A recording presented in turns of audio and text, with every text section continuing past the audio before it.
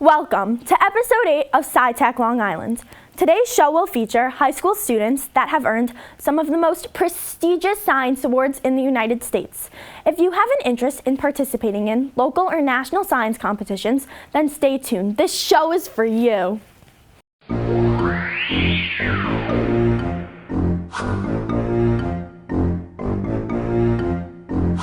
Hello everyone, I'm Alex Trebek.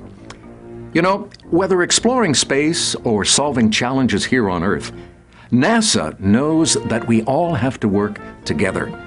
And that's why NASA is constantly collaborating with businesses, universities, and government agencies. These partnerships are essential for scientific missions, but they've also created thousands of spin-offs that benefit all of us here on Earth. The products and services that come from NASA technology have created tens of thousands of high-tech jobs and billions of dollars in revenue. In fact, our economic growth, spurred by our nation's investment in space, is helping us maintain our place as the world leader in technology and industry. Commercial partnerships, jobs, and technology are the answer. So what's the question? Here it is. What is NASA's investment in America's future? Well, there's more space in your life than you think. To learn more, please visit us at www.nasa.gov. Thank you.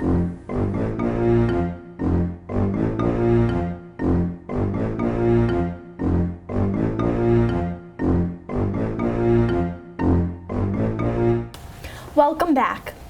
My name is Ella Shakin. With me today is Shira Eisenberg, Scott Soifer, Kayla Lieb, and Aryeh Hajibai. Shira won first place in the Long Island Science and Engineering Fair. Scott is currently a finalist in the Conrad Spirit of Innovation competition. Kayla and Aryeh have recently presented in the Malloy Science Fair.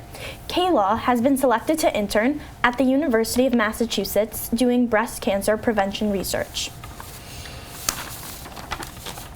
Can each of you explain to us a little about the science competitions you have recently been involved in and what plans you have for the future? So I recently competed in LISEF and became a finalist, moving on to ISEF in Phoenix, Arizona in May, with my project going for the goal, the effects of removing preparatory information on the fast and unconscious reading of action goals in a computer-simulated competitive interaction.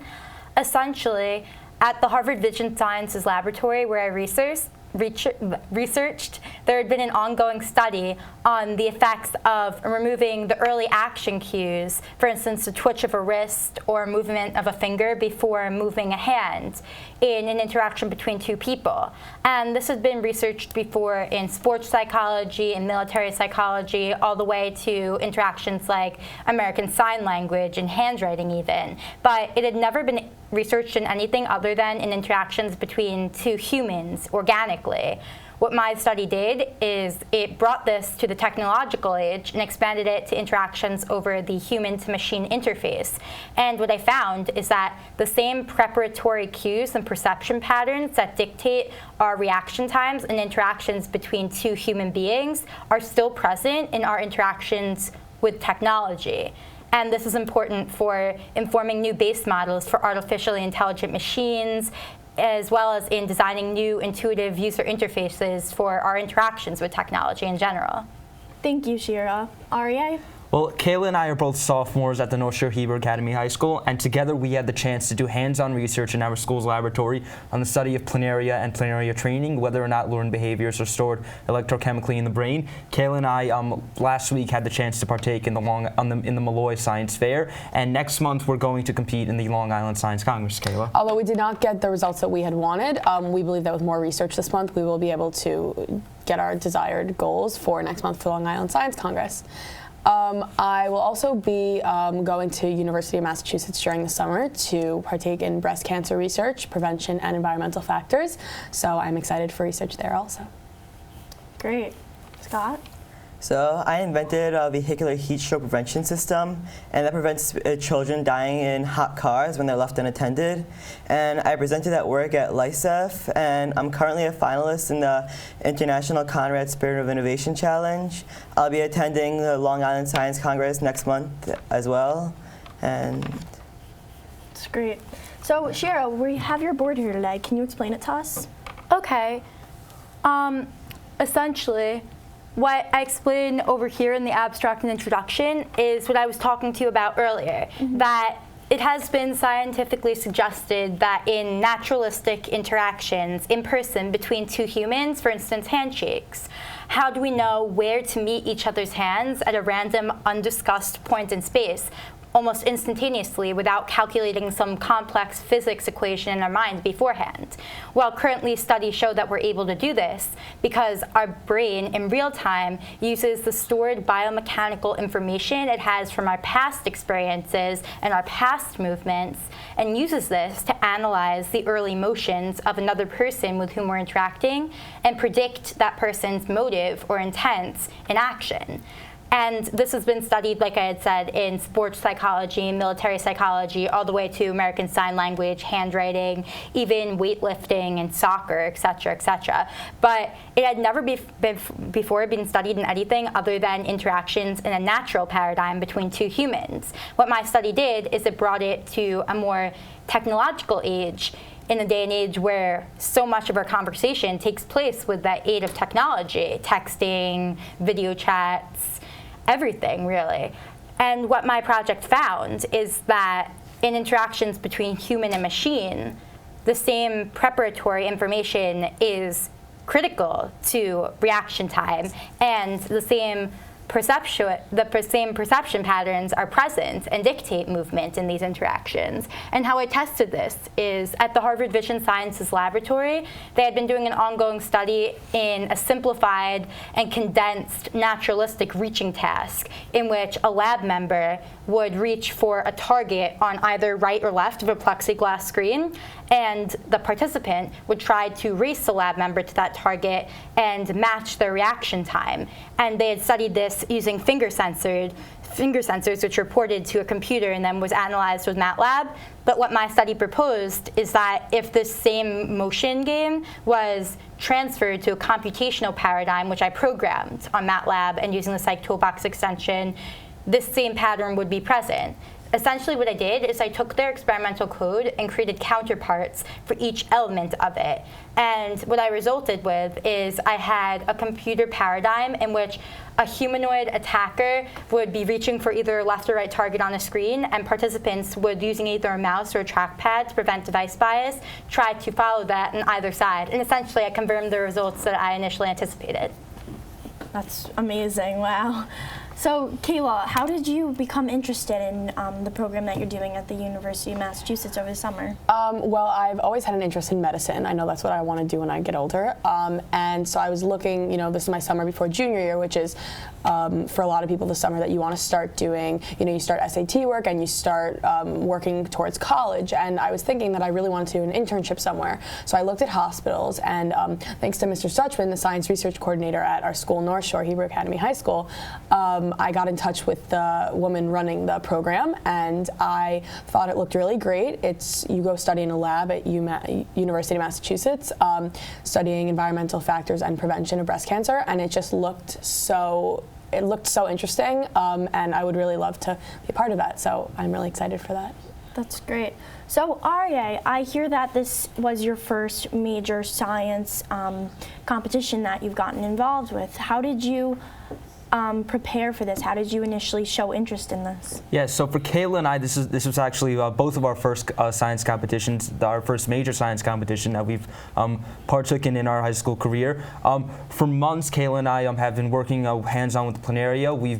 We actually got to experience, because the planaria have remarkable regenerative qualities, so we had the chance to experience regeneration firsthand. We got to do a lot of research into planaria and their locomotion. We got to examine them under a microscope. And we also had to do a lot of research into how to care for these planaria. So each day, Kayla and I would each alternate on how cleaning out their cultures, feeding them, and we just thought it was a great experience. Yeah. Kayla, do you want to add to that? I just think that our test subjects, the planaria, which are these flatworms, are very, they're easy to work with, they're easy to handle, and they've been known for their regenerative properties. So it was fun to work and see how different creatures react. Nice. So Scott, can you tell us a little bit about what competitions you have previously been involved in? So I previously done WAC, which is a Long Island Science competition, and for that competition I invented a solar-powered UV sterilizer for third world countries. So it would clean surfaces and prevent illness of a bacteria that grew on those surfaces.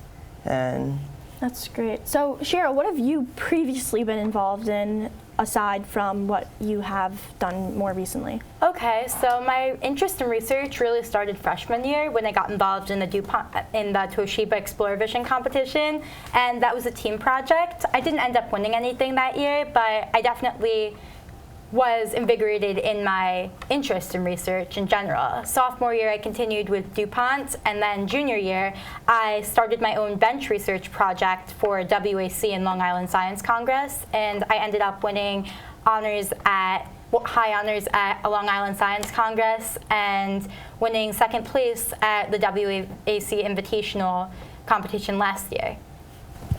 Thank you to the North Shore Hebrew Academy students for joining us here today.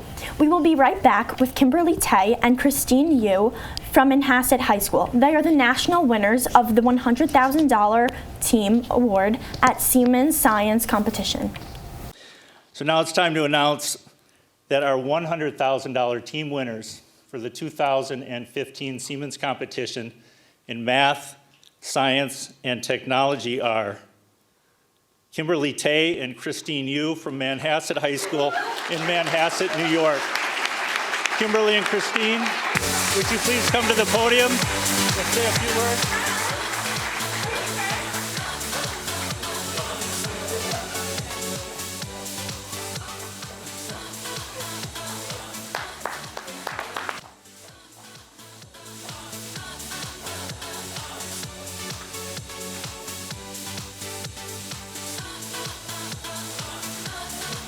Thank you. Thank you all. I would like to thank all the support we had. So like Kimberly's parents, my parents, and thank you so much. Ms. Hanger, our teacher, and also our other science research teacher, Mr. Costella, and all the finalists were just so amazing. Yeah, it was an incredible experience, and everybody worked hard. So I'm sorry. Yeah, thank you. Thank you. Welcome back. I'm here with Kimberly Tay and Christine Yu. Thanks for coming and congratulations. Thank you. So Kimberly and Christine, first of all, we want to start off by saying that it's a pleasure to meet the two of you, and we want to congratulate you on your big prize and victory. So firstly, tell us a bit about yourself, your school, and your background in science. Well, Kimberly and I, we are seniors at Manhasset High School, and we first started in the research program in the 8th grade, and we would meet on Saturdays for 4 hours for the entire year in the 8th grade, and from then on, we continued in the intro, and then we went into the advanced program, and now we're in the Intel Prep program. So we've been involved in this research science field for 5 years, around-ish. We've done a lot of things besides just the science research program. We've also done internships and research opportunities outside during our summers. Yeah. We also do a lot of like volunteering and community service in STEM besides just in the research program, but it's been really great since the research program allows us to develop independent projects. Yeah. Wow, that sounds inspirational. So what is this current project on? Tell us about it. So for our project, we developed a device known as a microbial fuel cell.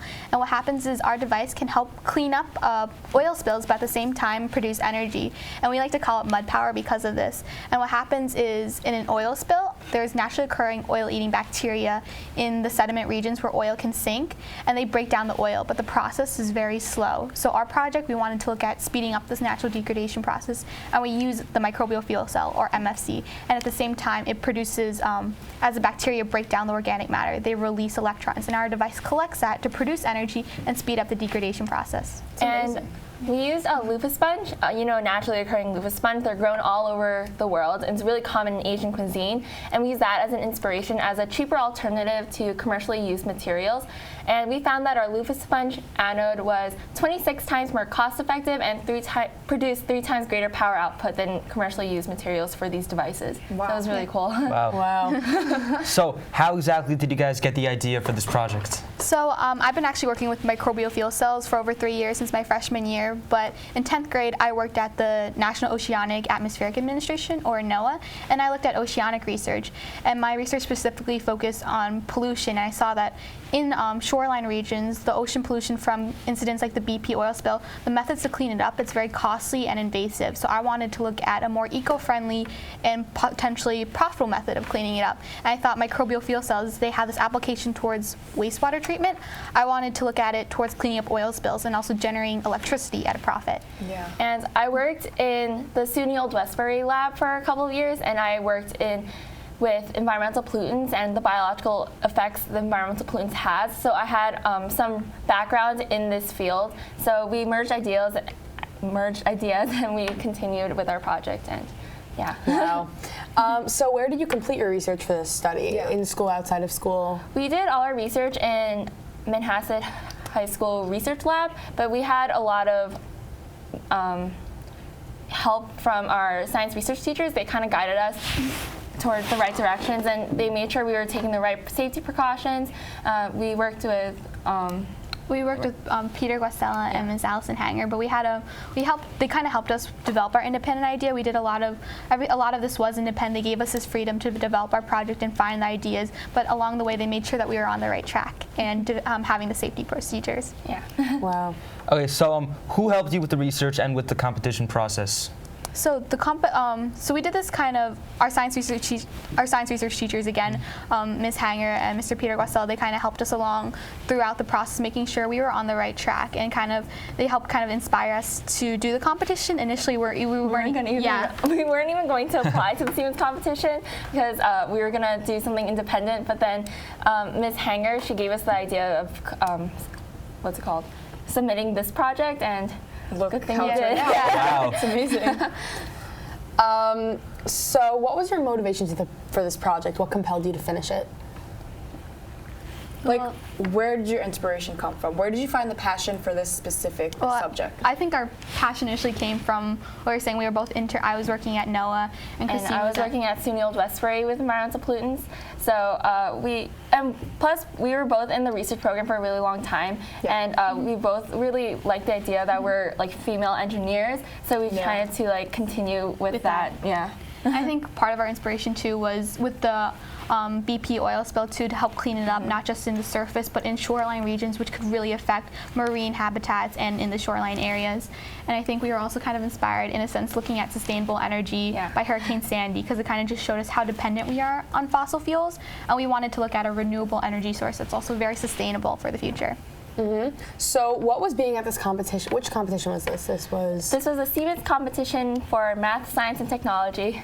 So what was being at this competition like? How many projects were you up against? Well, initially, approximately like 3,000 projects submit to this, and then there's you guys came first. Yeah. That's very impressive. Well, there's first like the semifinalist stage, which they're like around 466. They picked 300 projects for semifinals, and then they narrow that down to 60 regional finalists across the country. And these regional finalists all compete within their region to see who's a national finalist. So we won our regional round, and then we went to nationals, where we competed with 5 other of the top projects in the country. And then there were 20 national finalists in total, and they were separate, like Kim said, there was individual and team, so we were against 5 other teams. And it was really cool meeting everybody there, because everybody was so nice and everybody was so friendly. And it was actually funny because like all the national finalists, their favorite subject was in science. They really liked history, and they were really interested in doing music and art. And one of the girls, she was like a circus performer. Like everybody was just so talented. Okay. Yeah, outside of science, they were amazing in their fields, but they're also amazing outside of their fields. There's some of them there was like a black belt in karate, circus performer, crazy, and just all these other amazing people. Mm-hmm. So how did you guys feel when you found out that you won this amazing title? Oh my God. Happy. She started crying. So when we first got semifinalists, I started crying, and then when we got regional finalists, I started crying, and when we got national finalists, I started crying, and then when we won the entire thing, like the tears couldn't stop coming off. I was like Kim was like usually the one who's composed, and she's like, oh my God. I'm like, oh my God. I was like, is this us at first? I wasn't sure if we heard right, but it was very kind of like, it was so surreal. We're like literally like so like, oh my God, we're like on cloud 9. It was just like, it was like took a while for us to come down, but it was really crazy. We didn't expect this at all. So Yeah. Wow, that's such an amazing time. Such a good feeling. Yeah. So what would you say to young people who are interested in research? I think if they're interested in research, they should definitely go for it. Just pursue your passions. You don't have to maybe find something your special interest yet, but just kind of feel free to explore and find that interest. Like, don't be afraid to go in different fields and look for what you like. But also, research is something so great because in a high school research setting, you learn more than just those research skills and knowledge. You learn life skills, working with a team, working with others, sharing your ideas, and communication as well. yeah, you definitely build a lot of work ethic that's very useful for like when you go to college, and then when you even like have a job, like having like proper time management skills and like working with others, and also being independent and like knowing like what's your responsibility. So I would definitely like recommend. Thank you guys so much. This conversation was great. Very It was a pleasure. inspirational. Thank you. Pleasure to meet all of you. Thank you for having us. Thank you. Of course. Hi, I'm Erin Gray, and as you might guess, I like a good spaceship. And luckily, we don't have to wait for the 25th century to see one. This is Orion, NASA's latest spacecraft. Men and women dedicated to human spaceflight are working on Orion now to begin a whole new era of exploration. Orion provides power, navigation, life support, and communications. It will be able to send humans farther into our solar system than we have ever gone before, to an asteroid and even to Mars. Discover more for yourself at this NASA website. Orion, I'm on board.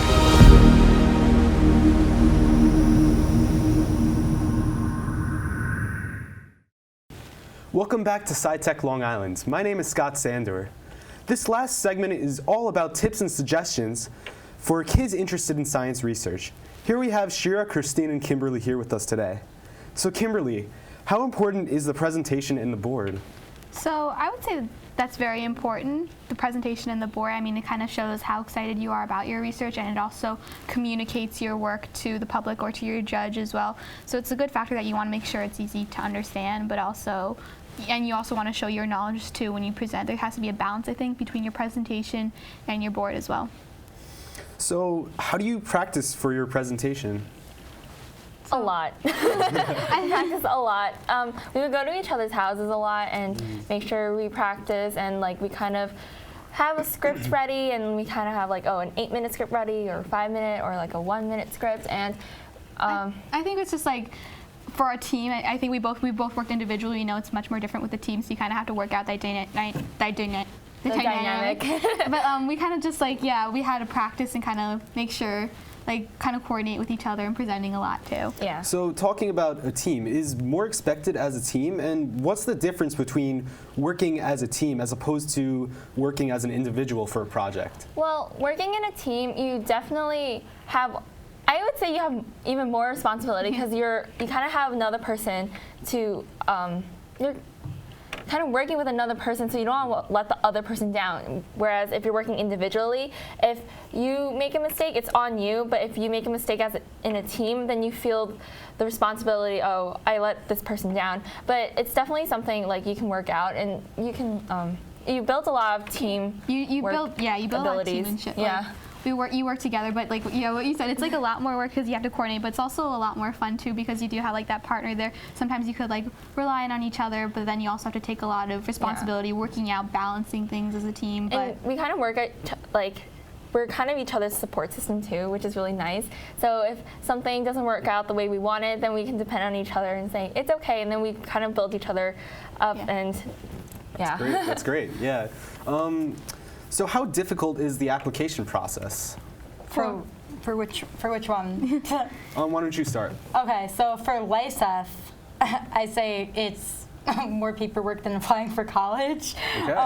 But it's worth it because at the actual competition, you could definitely, you appreciate why you had to do so much work, because it would be harder if you had to present all the credentials actually physically there than if you submit it ahead of time.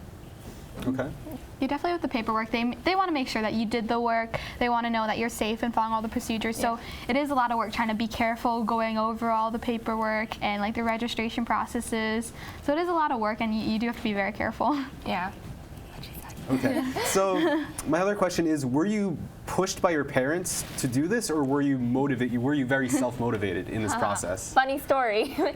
When I first started 8th grade research, I did not like it at all. But then my mom was like, "You're not a quitter." I would like skip class, and like I would tell my mom, "I don't want to go," and then I wouldn't go.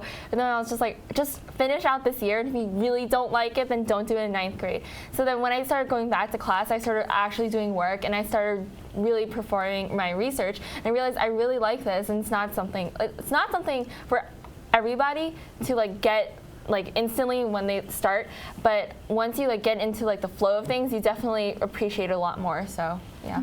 Wow. So how do you find a balance between being a normal high school student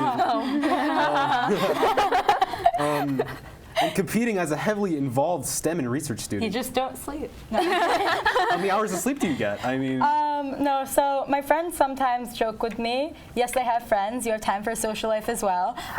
But my friends sometimes joke with me that I get by on like 10 minutes of sleep a night. And there have been some occasions where I've pulled all-nighters, but for the most part, you sleep like a regular high school student. And it is important finding a balance between your work and your social life and just what you do to relax, because that kind of does fuel you to do better in everything. Yeah.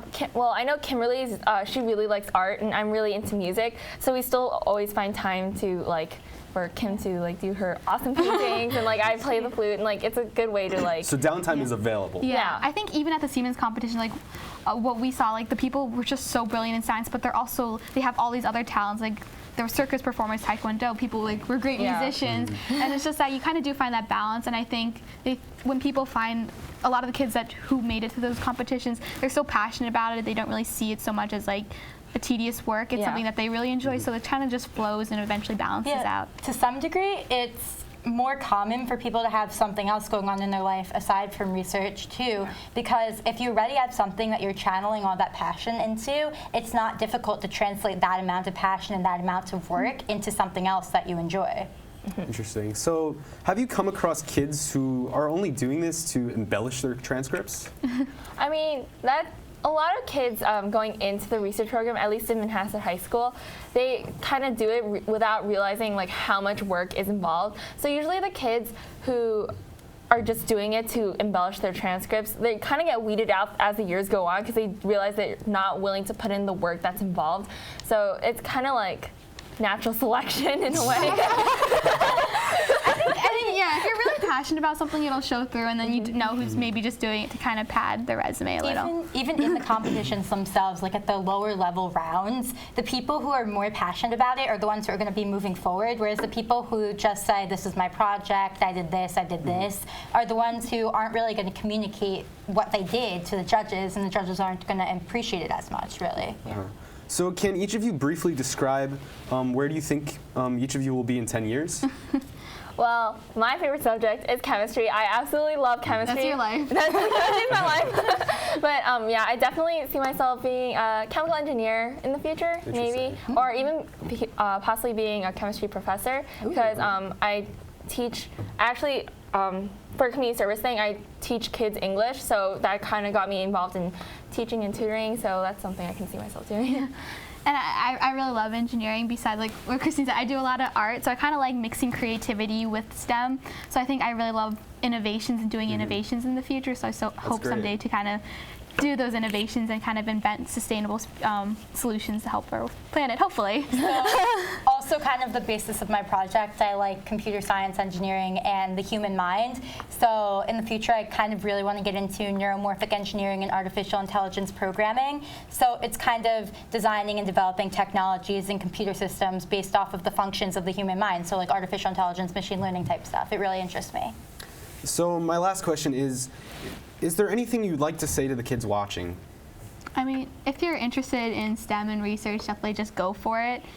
It's something it'll take you far, and you get to learn a lot more skills and have a great experience just besides research. You learn so much communication, life skills, and it's a lot of fun too. And you kind of just have to pursue your passion, and you do you. Yeah, find something you're passionate about. Yeah, do what you love. Yeah. Wow. Thank you all. Thank everybody here so much. This has been an incredible show. I would like to thank our guests for coming today. I really hope you enjoyed today's episode of SciTech Long Island. If you have any questions, feel free to email us at scitechlongisland@gmail.com. Till next time.